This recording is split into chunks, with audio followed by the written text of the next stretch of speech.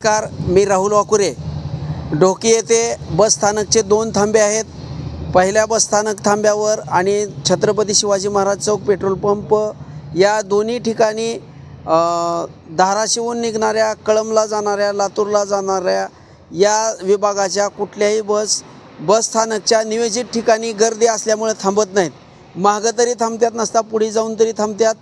ठीक आहे, एस टीला गर्दी जास्त वाढलेली आहे, परंतु दारातच पॅसेंजर असले तरी कंडक्टरचं काम आहे दारातले पॅसेंजर मागं सारून खालच्या पॅसेंजरला आत घेणं। यामुळे एस टीचं सुद्धा नुकसान होत आहे, प्रवाशाचे तर प्रचंड हाल होत आहेत।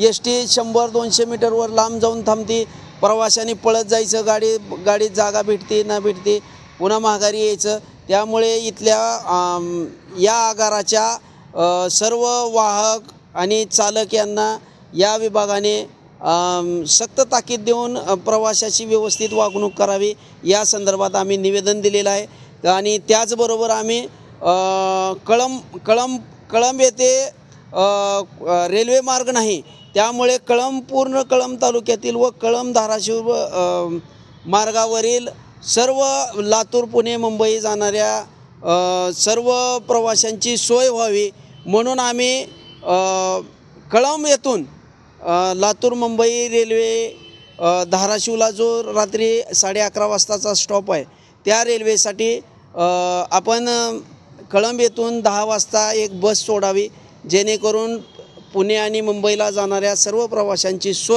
व्यवस्थित सोय कमी खर्चात कळंबच्या पूर्ण तालुक्यातील त्या मार्गावरील सर्व नागरिकाची सोय होईल।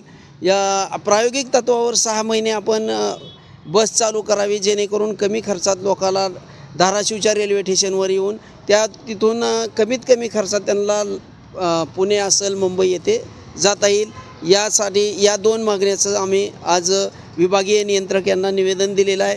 त्यांनी लवकरात लवकर या दोन्ही मागण्या मान्य कराव्या असे यावेळी निवेदन दिलं। नमस्कार।